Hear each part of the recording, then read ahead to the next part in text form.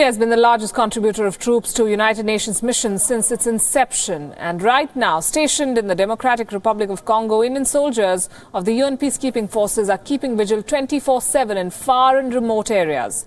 WION's Karthikeya Sharma joined them in Rutshuru and Lake Edward areas to get a glimpse of what it takes to serve in a rive-stricken region. The town of Rutshuru has experienced violence at the hands of rebels. But it is now being safeguarded by Indian soldiers of the UN peacekeeping forces. It's a challenge to cover such a large area, so they use a special strategy called static combat deployment. I'm in Rutshuru area of Congo, which is roughly 70 to 80 kilometers away from Congo. And I'm joined by Colonel Naveen Kumar, who is the commanding officer of INBAT. And what we are going to show you today is the real work which MONUSCO does, which is the tip of the spear, which is the static combat deployment, which is what our men in olives with blue caps do in order to ensure that there is peace and safety in areas which are vulnerable and have their own issues. For our viewers, tell us what this static combat deployment is and what does it do for the larger strategy for your force.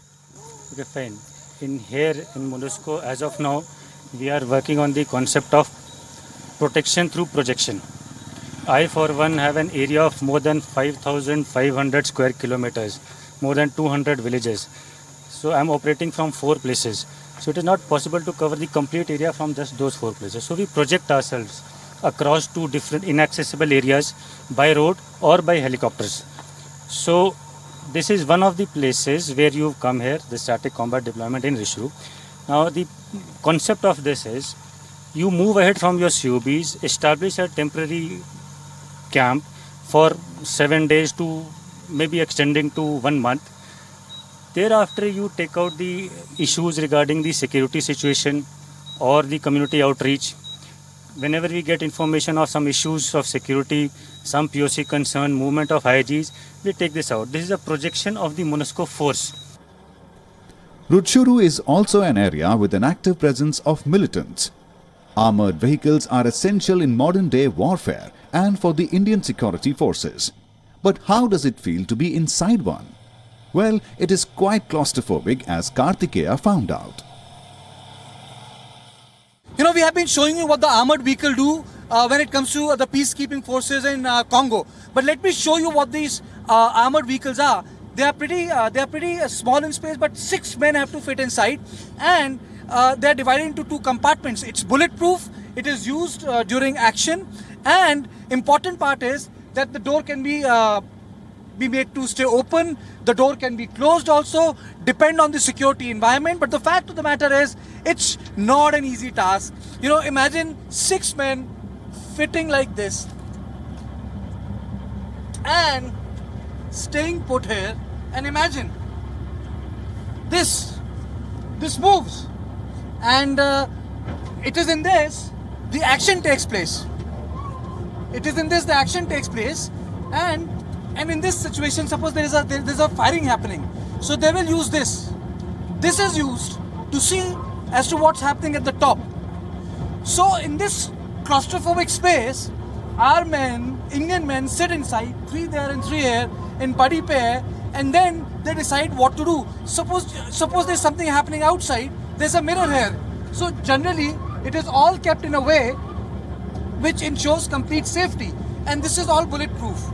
You look at this, it's not something as if, you know, they've got a lot of space, but ultimately, it's a great safe environment. There's another person who sits here. His job is to communicate with the engine room. He communicates with the engine room, and he ensures that every movement is relayed to him. So there is an eye upstairs, which is there on my left, and then this guy is responsible for ensuring that the soldiers come out.